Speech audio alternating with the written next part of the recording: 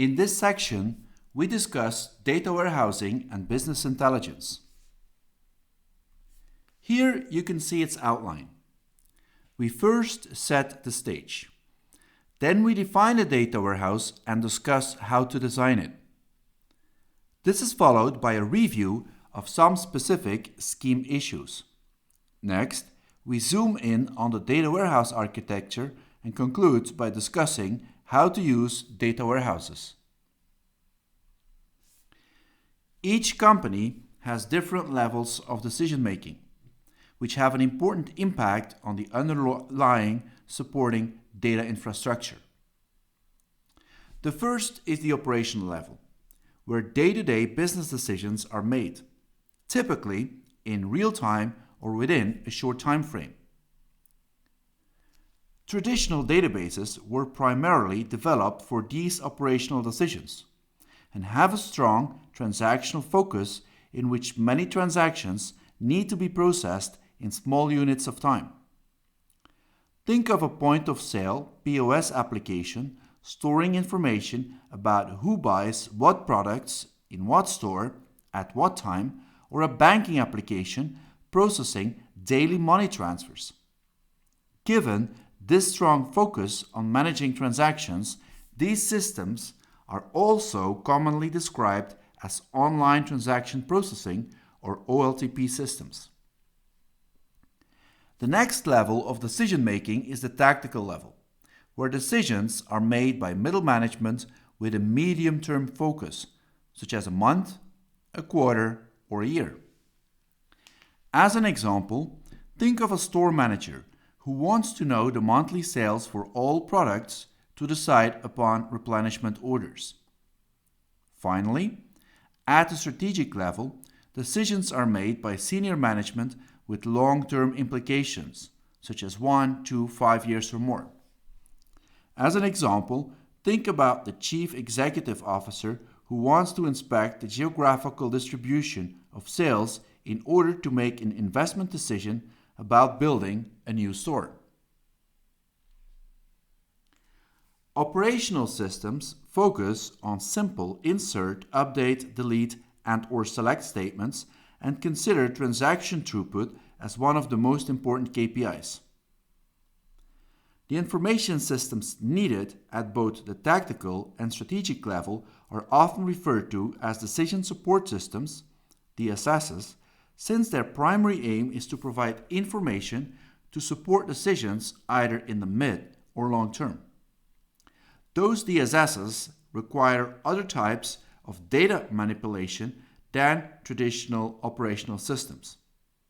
More specifically, DSSs focus on data retrieval by answering complex ad hoc queries or select statements in a user-friendly way. They should include facilities to represent data in a multidimensional way, support various levels of data aggregation or summarization, and provide interactive facilities for advanced data analysis. A DSS should also provide support for trend analysis by detecting patterns in a time series of data. Hence, given these different requirements in terms of data storage and manipulation, a new type of comprehensive data storage facility is needed to implement a DSS. A data warehouse provides this centralized, consolidated data platform by integrating data from different sources and in different formats. As such, it provides a separate and dedicated environment for both tactical and strategic decision making. A data warehouse was first formally defined by Bill Inman already in 1996 as follows. A data warehouse is a subject-oriented, integrated, time-variant, and non-volatile collection of data in support of management's decision-making process. Subject-oriented implies that the data is organized around subjects, such as customers, products, sales, etc. By focusing on the subjects rather than on the applications or transactions, the data warehouse is optimized to facilitate the analysis of the decision makers by leaving out any data that is not relevant to the decision-making process. The data warehouse is integrated in the sense that it integrates data from a variety of operational sources and a variety of formats, such as relational databases, legacy databases, flat files, HTML files, XML files, etc. To successfully merge and consolidate all this data, the data warehouse needs to ensure that all data is named, transformed, and represented in a similar way. Non-volatile implies that the data is primarily read-only and will thus not be frequently updated or deleted over time. Hence, the two most important types of data manipulation operations for a data warehouse are data loading and data retrieval.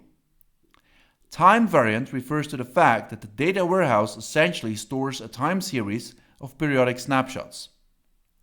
Operational data is always up to date and represents the most recent state of the data elements, whereas a data warehouse is not necessarily up to date, but represents the state at some specific moments in time.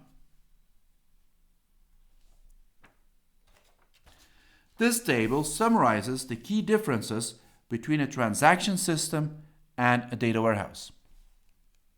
A transactional system focuses on day-to-day business operations, whereas a data warehouse focuses on decision support at the tactical and strategic level. In terms of data latency, a transactional system works with real-time data, whereas a data warehouse uses periodic snapshots, including historical data.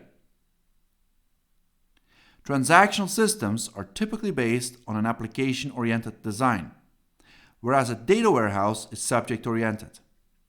In terms of normalization, a transactional system works with normalized data, whereas a data warehouse can sometimes also have denormalized data for performance reasons, since less joins are needed to perform the often complex business intelligence or BI queries as we will see later. A transactional system works with insert, update, delete, and select operations, whereas a data warehouse only focuses on insert and select operations.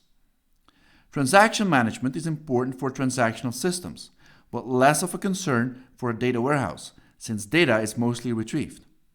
Finally, a transactional system processes many simple queries, whereas a data warehouse processes fewer but complex and ad hoc queries.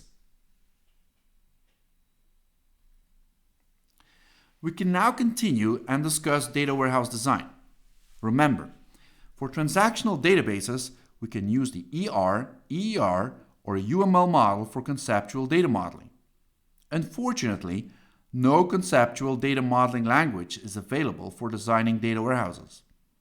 Hence, data warehouses are usually directly designed at the logical level. Do remember that the main goal of the conceptual model was to facilitate the communication between the various stakeholders involved, whereas the main goal for the logical model was to start working towards the implementation. Hence, in case of a data warehouse, since no conceptual data model is available, this often proves to be a difficult exercise. Various data models or schemes can be adopted to design a data warehouse, which all involve the modeling of facts as well as dimensions with which to analyze these facts. In what follows, we discuss the most common schemes: a star scheme, a snowflake scheme, and a fact constellation scheme. As the name suggests, a star scheme has one central fact table which is connected to various smaller dimension tables. As illustrated in this figure, the fact table has multiple foreign keys referring to each of the dimension tables, implementing a one-to-n relationship type. The primary key of the fact table then consists of the composition of all these foreign keys. The fact table typically contains a tuple per transaction or event, and also contains measurement data such as sales in units and sales in euros in our example. A dimension table stores further information about each of the facts in the fact table, such as time, store, customer, or product. Additive measures can be summarized along all dimensions using addition operators such as sum, average, etc. These are the most common type of measures encountered. In our example, sales in units and sales in euros can be meaningfully added across the time, store, product, and customer dimension, such as sales per month, average sales per customer, etc. The dimension tables contain a criteria for aggregating the measurement data and will thus be used as constraints to answer queries such as what are the maximum sales during a particular quarter across all products, stores, and customers? What are the average sales per customer across all time periods, stores, and products? What is the minimum amount of units sold in store XYZ during quarter 2 across all products? To speed up report generation and avoid time-consuming joins, the dimension tables often contain denormalized data. In other words, the dimensional hierarchies, such as day, month, quarter, and year, and therefore transitive dependencies are less clear from the design since they are collapsed into one table and hidden in the columns. Since these dimensional tables are only seldom updated, we don't have to worry too much about the risk of inconsistent data. Here you can see some example tuples for our star scheme. It can be seen that for his birthday on February 27th, Bart with customer key 200060008 and customer number 20 bought 12 bottles of Jacques Salas Brew Initial 2012 with product key 30 and product number 0199 in Vinos del Mundo with store key 150 and store number 69.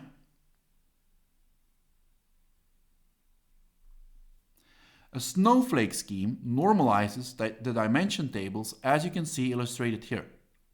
By doing so, it essentially decomposes the hierarchical structure of each dimension. This creates more tables and primary foreign key relationships, which may have a negative impact on report generation due to the many SQL joins that need to be evaluated. A snowflake scheme might be considered if the dimension tables grow too large and a more efficient usage of storage capacity is required. It may also be beneficial if it turns out that most queries don't make use of the outer level dimension tables, such as the category dimension or segment dimension, and only need access to the dimension tables directly connected to the fact table, such as the product dimension and customer dimension. A fact constellation scheme has more than one fact table, as you can see illustrated here. The two fact tables, sales fact table and shipper fact table, share the dimension tables, time dimension, product dimension, and store dimension. This scheme is sometimes also referred to as a collection of star schemes or a galaxy scheme. In this section, we elaborate on some specific scheme issues. We discuss the use of surrogate keys and the granularity of the fact table. We also briefly review factless fact tables. As you may have seen in our examples above, many of the dimension tables introduce new keys called surrogate keys, such as store key, product key, shipper key, etc. These are typically meaningless integers used to connect the fact to the dimension tables. An obvious question is why we cannot simply reuse our existing natural or business keys such as store number, product number, ship number instead. There are various reasons for this. First, business keys usually have a business meaning in the OLTP systems, such as Social Security number for employee and VAT number for company. Hence, they are tied to the business setting and requirements, and if these would change, for example, due to merger acquisition or the introduction of new legislation, then all tables using those keys need to be updated as well, which may be more resource intensive which may be a more resource intensive operation in a data warehouse environment, because not only the current state is stored, but also historical data. Surrogate keys essentially buffer the data warehouse from the operational environment by making it immune to any operational changes. They are used to relate the facts in the fact table to the appropriate rows in the dimension tables, with the business keys only occurring in the much smaller dimension tables to keep the link with the identifiers in the operational systems. Furthermore, when compared to surrogate keys, business keys are usually bigger in size. Therefore, using surrogate keys will save space and improve performance. This is especially true for the fact table, since most of its attribute types are foreign keys. Next, business keys are also often reused over longer periods of time. Hence, they cannot be used as primary keys in a data warehouse storing multiple snapshots of the data across longer time periods. Since the fact table contains the bulk of the data, it is important to design it at the appropriate level of granularity or grain. In other words, you should think carefully about the semantics in terms of the level of detail of one row of the fact table. When determining the granularity, a trade-off between the level of detailed analysis supported and the storage requirements, and hence query performance needed, should be evaluated. Note that it is always possible to obtain a lower granularity from data stored with a higher granularity, such as going from days to months, by using aggregation. Obviously, if the data is stored at a lower granularity, such as monthly, it is not possible to obtain more detailed information, such as daily. Examples of grain definitions could be: one tuple of the fact table corresponds to one line on a purchase order. One tuple of the fact table corresponds to one purchase order, or one tuple of the fact table corresponds to all purchase orders made by a customer. A factless fact table is a fact table that contains only foreign keys and no measurement data. Although it is less common, it can be used to track events. Here you can see an example for a course administration. The fact table records the attendance of a student for a course taught by a professor at a specific moment in time. This data warehouse design allows you to answer questions such as: which professor teaches the highest number of courses? What is the average number of students that attend a course? And which course has the maximum number of students? In what follows, we further elaborate on the data warehouse architecture. More specifically, we will talk about ETL, or extraction, transformation, and loading, data marts, virtual data warehouses, virtual data marts, operational data stores, and data lakes. Once the data warehouse scheme has been designed, we can start populating it with the data from the operational sources. During this step, data will be extracted from the source systems, transformed to fit the data warehouse scheme, and then loaded into the data warehouse. Hence, this is commonly referred to as the ETL step. This is not an easy step, since many of the operational sources may be legacy applications or unstructured data that have been rather poorly documented. Some estimates state that the ETL step can consume up to 80% of all efforts needed to set up a data warehouse. It is also an iterative process which should be executed at regular points in time, such as daily, weekly, monthly, depending upon the tolerable data latency and/or desired refreshing frequency in terms of the impact on source system performance. To decrease the burden on both the operational systems and the data warehouse itself, it is recommended to start the ETL process by dumping the data in a so-called staging area, where all the ETL activities can be executed as illustrated in a figure. Note that the staging area cannot be used for any end-user queries or reporting. It is just an intermediate storage environment for the sake of transformation. The extraction strategy can be either full or incremental. In the latter case, only the changes since the previous extraction are considered, which is also called changed data capture or CDC. Although this is a more efficient approach, it assumes the data in the source system can be flagged for updates, which is often not possible since many of these operational systems have been carefully optimized and operate in a closed box environment, hereby not allowing any intrusion. During extraction, it is important to properly accommodate the different types of data sources, operating systems, and hardware environments from where the data is sourced. The transformation usually entails the following activities: formatting, cleansing, aggregation and merging, and enrichment. Formatting rules specify how data should be consistently and uniformly encoded in the data warehouse. Cleansing will get rid of some of the inconsistencies or irregularities in the data. Examples are dealing with missing values or handling impossible values, such as birth date is the 1st of January of the year 1000.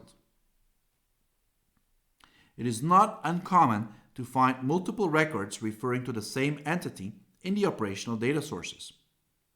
This could be due to the usage of different attribute names such as customer idea, cust idea, client idea, or just idea, or data entry mistakes.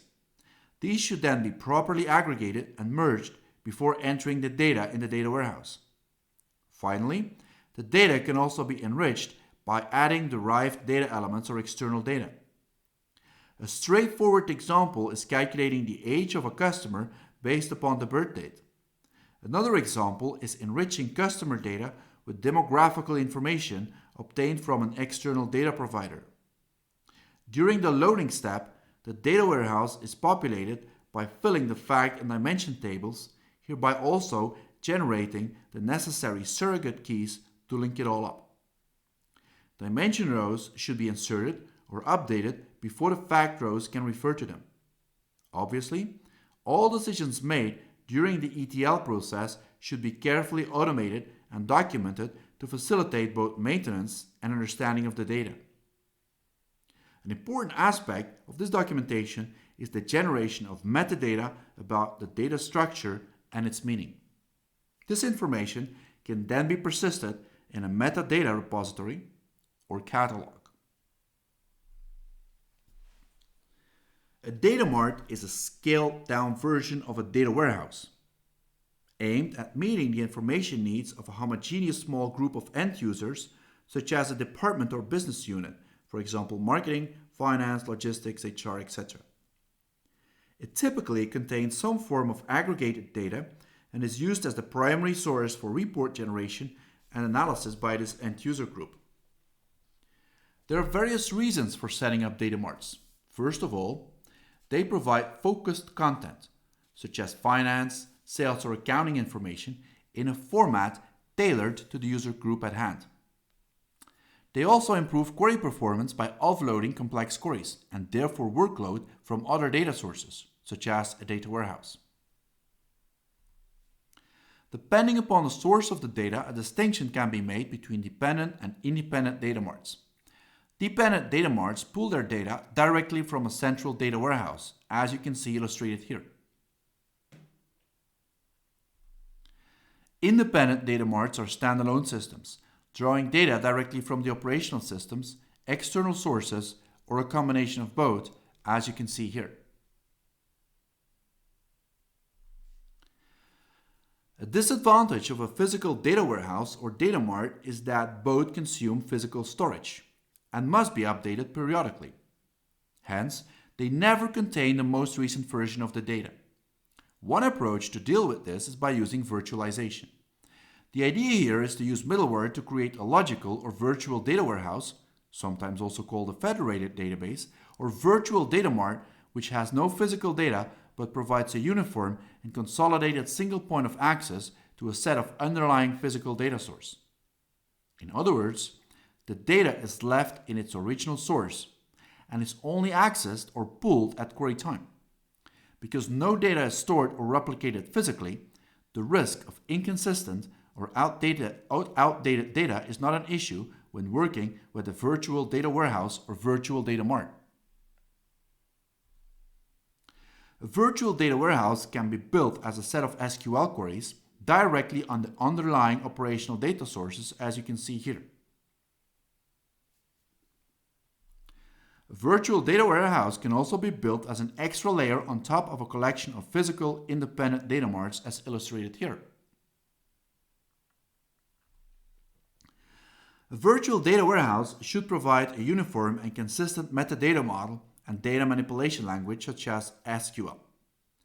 The metadata model contains the scheme mappings between the schemas of the underlying data stores and the schema of the virtual data warehouse. Queries are then reformulated and decomposed using these schema mappings on the fly, whereby the underlying data is fetched and consolidated on demand.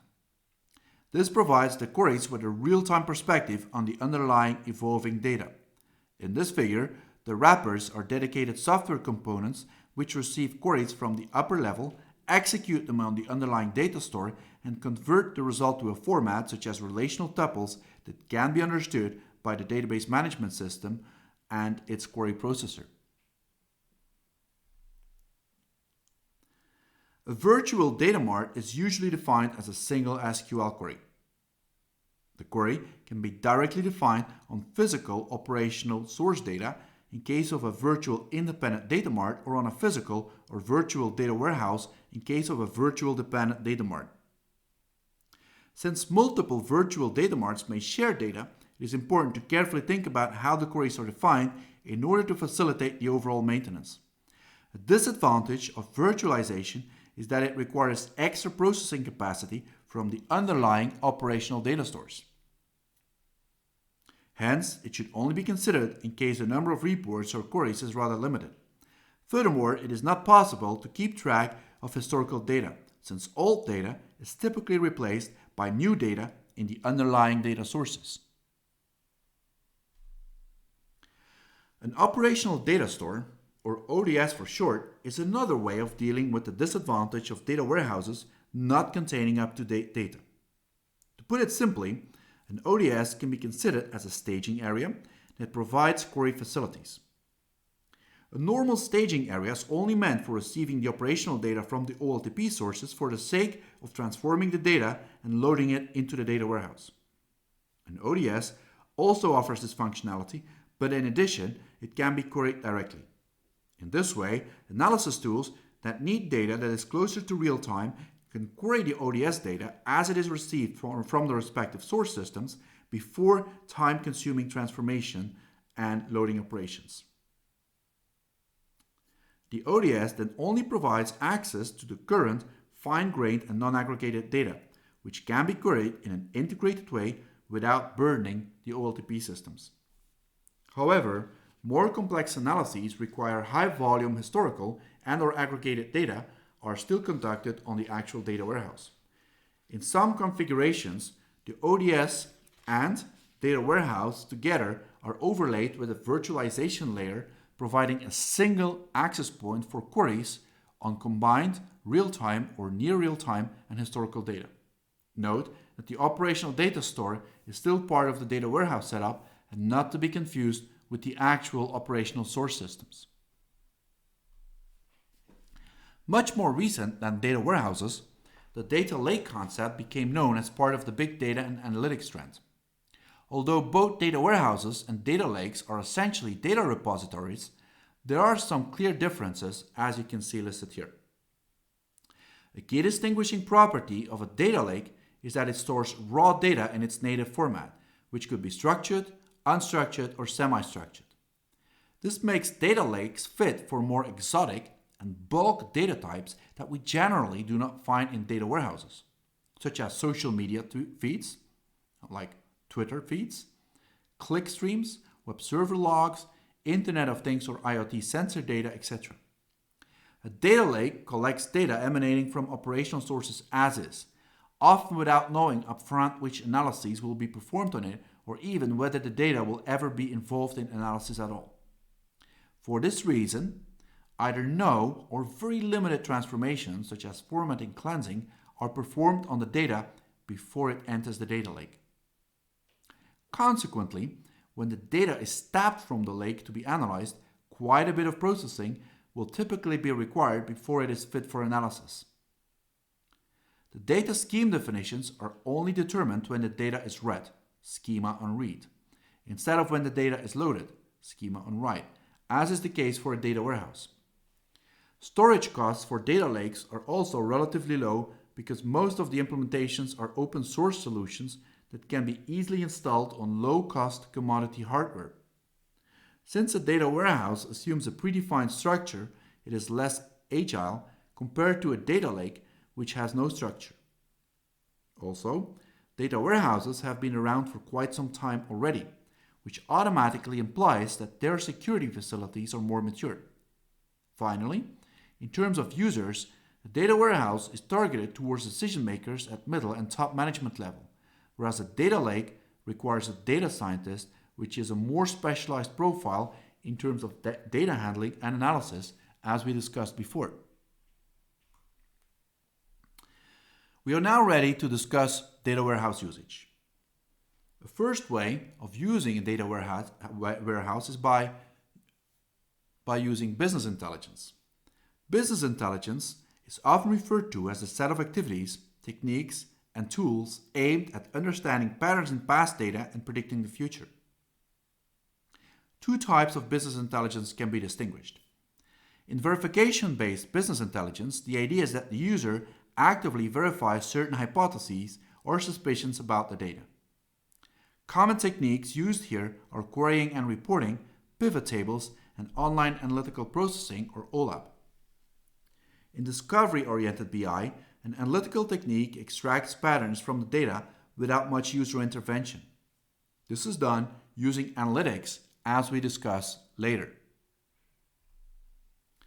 Query and reporting tools provide a user-friendly graphical user interface GUI where the business user can graphically and interactively design a report. It is important to stress that it is not an IT expert doing the query and reporting, but a business user. Therefore, this approach is sometimes also referred to as self-service BI. Hence, the building blocks of the reports should preferably refer to business terms rather than technical IT artifacts such as database tables, views, indexes, SQL queries, etc. Some tools provide an intermediate query by example QBE facility that sits in between a database and the business concepts. The idea is that a query is composed in a user-friendly way by visualizing database tables whereby the business user can enter conditions for each field that needs to be included in the query. This can then be translated to a formal data manipulation language such as SQL. Once the report has been designed in terms of format and content, it can be refreshed at any time with up-to-date information from the underlying data store. Query and reporting tools implement innovative visualization techniques aimed at making interesting data patterns stand out more prominently. A pivot or cross table essentially cross-tabulates a set of dimensions in such a way that multidimensional data can be represented in a two-dimensional tabular format. You can see an example illustrated here, where the dimensions, regions, and quarter are summarized in terms of aggregated sales. Note that a pivot table also contains row and column totals as depicted.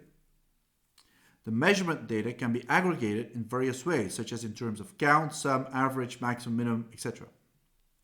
BI tools also provide various user-friendly graphical facilities to customize the pivot table by dragging and dropping dimensions of interest. A first straightforward action is pivoting, hence the name, whereby rows and columns are rotated according to the business user's preference. Also, drill-down facilities are provided whereby either a dimension is further deaggregated into more detail, such as splitting up America into North America and South America in our example, or new dimensions are added, such as adding product in our example. The idea here is to navigate from coarse to fine granularity to better see where interesting patterns may originate. Removing dimensions or roll-up is also supported. In our example, we may want to roll up the region dimension in order to get a full picture of sales across all quarters. Online analytical processing, or OLAP, allows you to interactively analyze the data, summarize it, and visualize it in various ways. The term online refers to the fact that the reports can be updated with data almost immediately after they have been designed, or with negligible delay. The goal of OLAP is to provide the business user with a powerful tool for ad hoc querying. The key fundament of OLAP is a multidimensional data model, which can be implemented in various ways. In what follows, we discuss MOLAP, multidimensional OLAP, ROLAP, relational OLAP, and HOLAP or hybrid OLAP.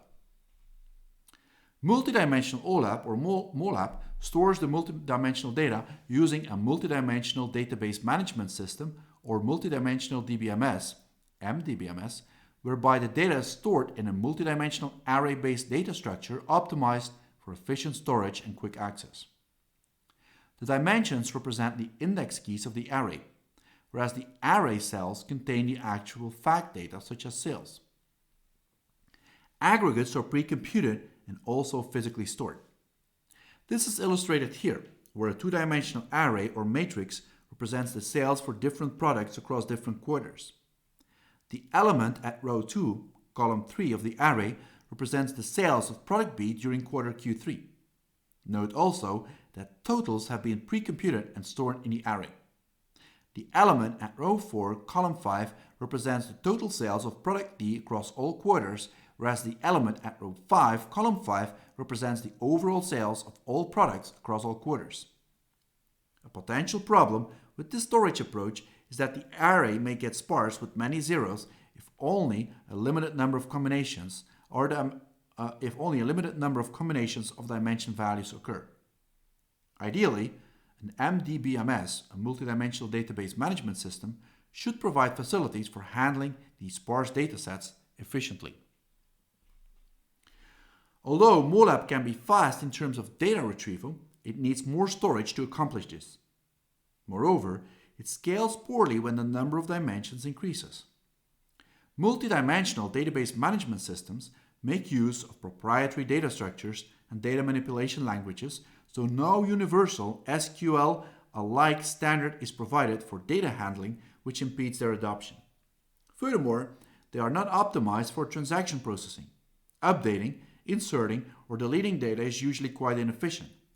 Finally, they are typically not very portable because of their tight integration with particular business intelligence tools. Relational OLAP or OLAP stores the data in a relational data warehouse which can be implemented using a star, snowflake, or fact constellation scheme. The advantage of this is that RDBMSs have been much better standardized and provide SQL as a universal data manipulation language.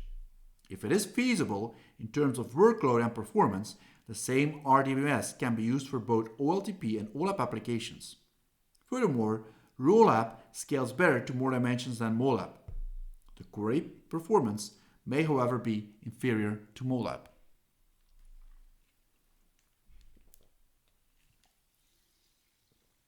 Hybrid OLAP or HOLAP tries to combine the best of both MOLAP and ROLAP. A relational database management system, or RDBMS, can then be used to store the detailed data in a relational data warehouse, whereas the pre-computed aggregated data can be kept as a multidimensional array managed by an MDBMS, or multidimensional database management system. The OLAP analysis can first start from the multidimensional database. If more detail is needed, such as during drill down, the analysis can shift to the relational database. This allows you to combine the performance of MOLAP with the scalability of ROLAP. Various OLAP operators can be used to interactively analyze the data and look for interesting patterns. In what follows, we illustrate them using the cube displayed here. This cube has 3 dimensions: product, region, and quarter. The data in the cells represent the sales corresponding to each combination of the dimension values. Rollup, or drillup, refers to aggregating the current set of fact values within or across one or more dimensions. A distinction can be made between a hierarchical and a dimensional rollup. The former aggregates within a particular dimension by climbing up the attribute hierarchy, for example, going from day to week to month to quarter to year. Whereas the latter aggregates across an entire dimension and then drops it. The figure shows the result of a dimensional rollup of the time dimension, which can then be further rolled up across region as well as illustrated. The reverse process is referred to as roll down or drill down. The idea is to deaggregate by navigating from a lower level of detail to a higher level of detail. Again, a distinction can be made between hierarchical roll down, such as going from year to quarter, to month, to week to day, and dimensional roll down, in which case a new dimension is added to the analysis. Drill across is another OLAP operation whereby information from two or more connected fact tables is accessed. Consider our earlier fact constellation scheme with two fact tables, sales and shipper. Adding shipper fact data to analysis on sales fact data is an example of a drill across operation. Slicing represents the operation whereby one of the dimensions is set at a particular value. This is illustrated here, where a slice is taken representing the sales in a second quarter for all products and regions. Both horizontal and vertical slicing are possible. Dicing corresponds to a range selection on one or more dimensions. In this figure, a dice is selected corresponding to the sales of products B and C in quarters 2 and 3 in Europe. To facilitate the execution of OLAP queries and data aggregation, SQL 99 introduced 3 extensions to the group by statement: the cube, rollup, and grouping sets operator. We will not discuss these further, but in case you would be interested, I'm happy to the book I co-authored with my colleagues Professor Wilfried Lammeyer and Professor Seppe van der Broeke, and which is shown in the lower right corner.